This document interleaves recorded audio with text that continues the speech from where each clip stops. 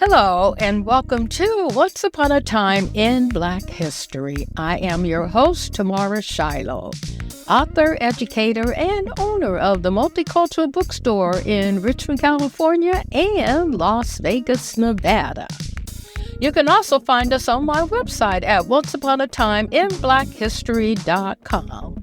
Our shows are sponsored by the Multicultural Bookstore, and if you're interested in becoming a sponsor, please send me an email at tamarashiloh@gmail.com. Alrighty then, let's get this party started. Welcome to Once Upon a Time in Black History, the podcast where we uncover the remarkable stories of Black men and women whose courage, talent, and determination helped shape our world. I'm your host, Tamara Shiloh.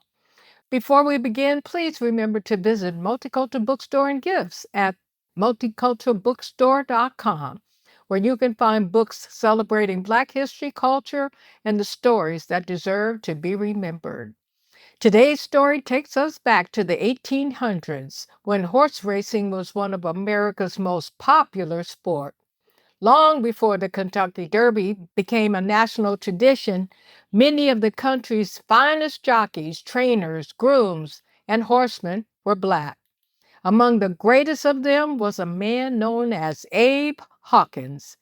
His exact birth date is unknown. Historians do not know for certain where he was born, who his parents were, or whether Hawkins was even his original last name. For much of his early life, he was known simply as Abe or Old Abe.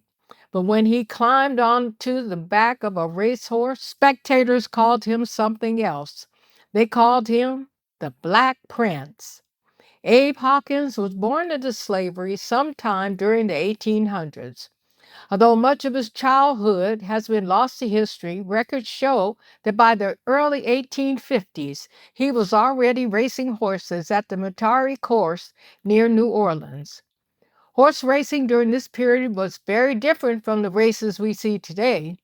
Some contests required horses to run several heats, with each heat covering as many as 4 miles. The jockey needed strength, patience, intelligence, and an extraordinary understanding of the horse. Abe possessed all of those qualities. Newspapers praised him not only for his riding ability, but also for his honesty and good judgment. He seemed to understand exactly when a horse needed to be held back and when it was time to charge forward. In 1854, a wealthy Louisiana plantation owner and horse breeder named Duncan Kenner purchased Abe for $2,300, a large amount of money at the time. The sale was reported in the newspapers alongside the buying and selling of horses and livestock. Imagine that. That painful fact reminds us of the contradiction at the center of Abe Hawkins' life. He was becoming one of the most celebrated athletes in America, but he was still legally considered someone else's property. Shortly after the sale, Abe received the opportunity that would define his racing career. A powerful horse named Lexington was considered nearly unbeatable. Lexington had already defeated another outstanding horse named LeCompte in a major race at the Metairie course. The two horses were scheduled for a rematch in April 1854. LeCompte's trainer, an enslaved Black horseman known only as Hark, believed that the horse could win, but only with the right jockey. Hark reportedly told LeCompte's owner, "If you can get Abe to ride LeCompte, he will beat Lexington certain." Abe was given the mount. The race required the horses to compete in consecutive 4-mile heats. Abe rode at a weight of only 89 pounds, little fella. When the first heat began, Lexington was the favorite, but Abe guided LeCompte with skill and confidence. LeCompte crossed the finish line 6 lengths ahead. The time was 7 minutes and 26 seconds, a world record for 4 miles. In the second heat, Abe and LeConte defeated Lexington again, this time by 4 lengths. It was the only defeat of Lexington's entire racing career. After that historic victory, Abe Hawkins became known as the Slayer of Lexington. He was also called the Dark Sage of Louisiana, a nickname reflecting his intelligence, calmness, and deep knowledge of horses. Abe continued winning races throughout the South. He rode some of the finest horses of the era, including Arrow, Minnehaha, and an undefeated horse named Whale. Whale was considered extremely difficult and dangerous. Other riders reportedly feared even attempting to handle him. But with Abe, the horse remained calm until it was time to race. Abe was also developing a riding technique that was far ahead of its time. Instead of sitting upright and heavily in the saddle, he used shorter stirrups and leaned forward into a crouching position. Wow. This allowed the horse to move more freely and reduce wind resistance. Decades later, this technique became known as the American seat, and it influenced generations of jockeys. The crouch position that modern jockeys use today resembles the riding style Abe Hawkins demonstrated during the 1850s. It is the riding style. Yet, despite his fame, every victory Abe earned while enslaved primarily benefited the man who owned him. The Civil War eventually changed the course of his life. Union forces captured New Orleans in 1862 and later raided Kenner's Ashland plantation. During the confusion, Abe escaped. He soon began appearing at racetracks in the North as a free man. For the first time, his extraordinary talent could bring him personal earnings and greater control over his own life. From 1864 through 1866, Abe won at least 25 documented races, although he probably won many more that were never officially recorded.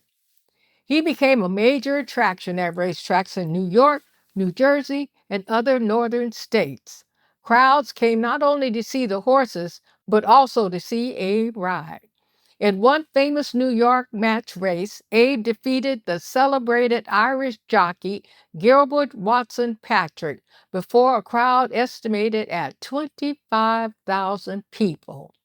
In 1865, Abe rode Richmond to victory in the first Jersey Derby.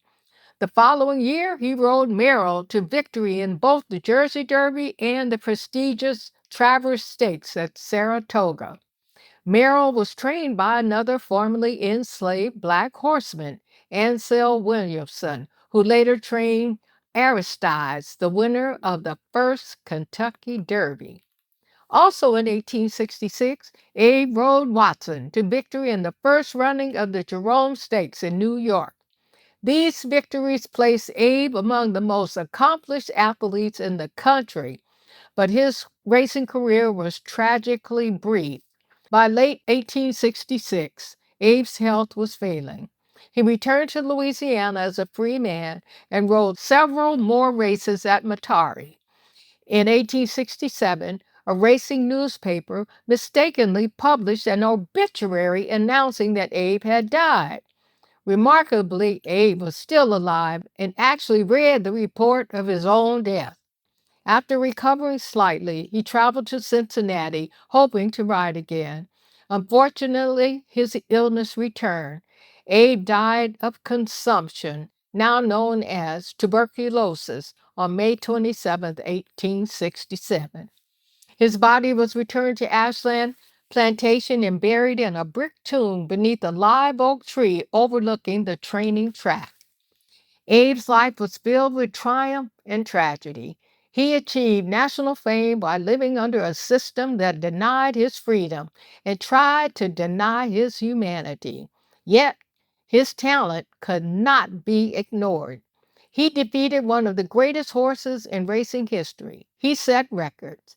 He won some of the country's most important races. He helped change the way jockeys rode, and he became one of the first Black athletes to achieve national prominence in these United States. Unfortunately, as usual, racism and Jim Crow segregation grew stronger. Black jockeys were gradually pushed out of professional horse racing through discrimination, threats, and violence. As a result, pioneers such as Abe Hawkins nearly disappeared from the history books. But history has begun to correct that injustice. In 2024, more than 150 years after his death, Abe Hawkins was inducted into the National Museum of Racing and Hall of Fame. The man, once known only as Abe, finally received one of horse racing's highest honors. So the next time you're watching a horse race, remember Abe Hawkins, the Black Prince, the Dark Sage of Louisiana, and the Slayer of Lexington. He was born enslaved, but when he was on the racetrack, few men in America could match his skill, courage, or command. Once upon a time in Black history, Abe Hawkins rode into history as one of the greatest jockeys America had ever seen. Thank you for listening to Once Upon a Time in Black History. I'm your host, Tamara Shiloh. Please share this episode with someone who believes that these important stories should never be forgotten. And don't forget to visit the Multicultural Bookstore at multiculturalbookstore.com. Until next time, keep reading, keep learning, and keep our history alive. Thank you for tuning in to Once Upon a Time in Black History. For more information on this topic and others, visit the Multicultural Bookstore at multiculturalbookstore.com. And again, if you want to advertise in our podcast for a mere $25, please contact me at tamarashiloh@gmail.com. See you next time.